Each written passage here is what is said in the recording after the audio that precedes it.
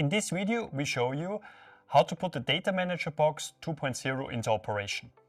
The Datamanager Box is needed in order to get all the SnapInverters on Solar.web. Also, you can put third-party inverters into a PV system together with an Ohmpilot or a Wattpilot. To operate the Datamanager Box, we need a supply voltage.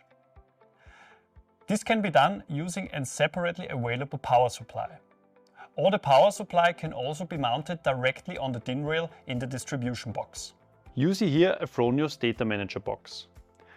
On the underside of the Datamanager Box, you will find the connections for the solar net ring, which can be used to connect several SnapInverter devices. This is useful for dynamic power reduction. To commission the Datamanager Box, we establish the connection with the laptop. This is done using an Ethernet cable. A wireless access point cannot be opened.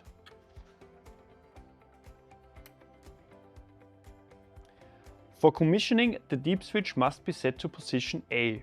The IP address is only fixed for commissioning in position A. Important, for operation, the deep switch must be set back to position B. We then continue with commissioning. You can find out how this works in a separate video. You find the link in the video description. Unlike the box, the Datamanager card is built directly into the SnapInverter. It hence doesn't need an external power supply. Otherwise, all connections are the same.